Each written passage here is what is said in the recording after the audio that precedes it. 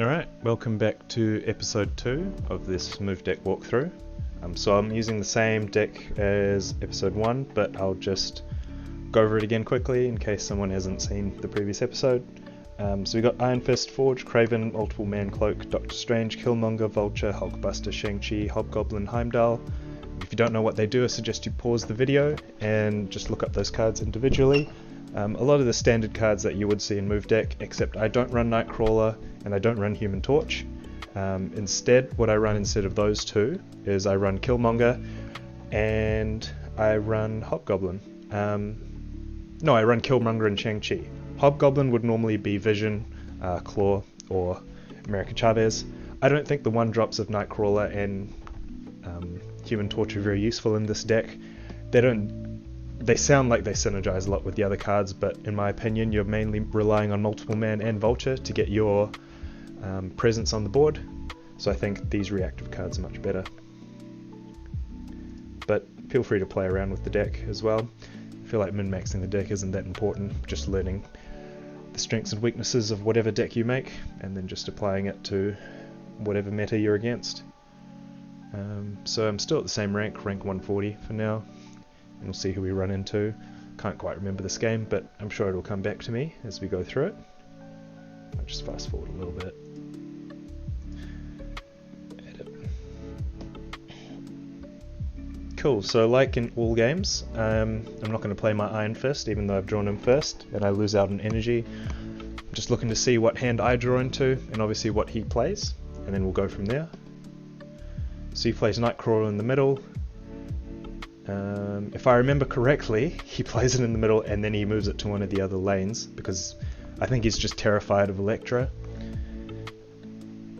Yeah, I think he is actually.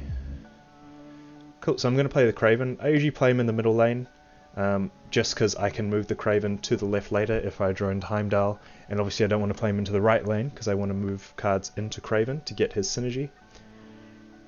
Cool, so he moves it away. I think he's scared of Elektra. And he moves it into a really weird lane. Maybe there's a bit of a mistake there, because that's just going to turn into minus power eventually. I decided not to play Killmonger here, even though he has 2 1-drops and I don't have any 1-drop. I might just pause to... So I think like the key with this deck, as I said in the previous episode, is just to be patient. If he is a 1-drop Khazar Rush deck, I'll get more value from Killmonger later. If I don't play him now, so I think I actually opt for the Iron Fist to play Vulture the next turn, it'll actually work out better for me. And yeah, like I said, if they're 1-drop, I just deal with it later and get more value out of Killmonger. So I actually go for the play that isn't efficient with energy, again, similar to turn 1,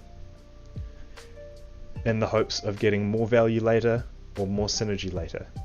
So I think plays like this are important for people that aren't that successful with move deck at the moment, just to understand the style of play that you want to have with this deck. So obviously right now with Lady Sif, I've found out what deck he's trying to play. He's trying to get these Apocalypse out and just buff it as much as possible. So I'm actually not going to bother with Killmonger anymore. The Nightcrawler will eventually work to my benefit since he can't move it anymore and he's losing power. He decides to play Swarm. Again, kind of weird play in that lane. I think he's just trying to like counterplay the minus power that he's going to get in that lane.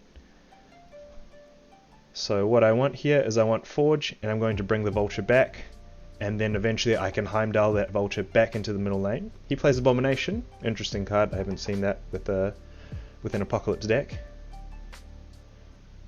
Yeah, so it's weird, even at these really high ranks like 140, 150, you still get people playing weird decks and making just funky plays, man. Cool, so before I make this final play, we want to think about what he's going to play. So obviously he has his Apocalypse. What I want to do is I want to make it in a way so that I'm winning all 3 lanes. Yep, so even if he decides to go for a different play, I've set myself up for the best chance to win 2 out of those 3 lanes. Sounds obvious when I say it, but if you look at this board, sort of decide what you're going to do, then see what I do, and then see what the opponent does, and then hopefully you'll get some insight into how you can play the deck a bit better. I'm actually struggling to remember what I did here. Okay, so I move the Vulture into that lane. I decide to not play Heimdall, I think. If I remember correctly. Because if I play Heimdall, I give up that right lane. So I think instead what I decide to do is Hobgoblin into the left. This way I'm winning all 3 lanes, although I lose the synergy on Heimdall. I think if he plays Apocalypse, I just win, and I snap because of that reason. Cool, Hobgoblin, boom, that lane's cooked.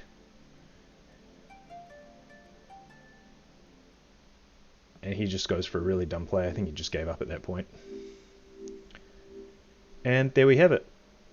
Sweet. So there's another game. I think when I collect my rewards, 142, 140, 141.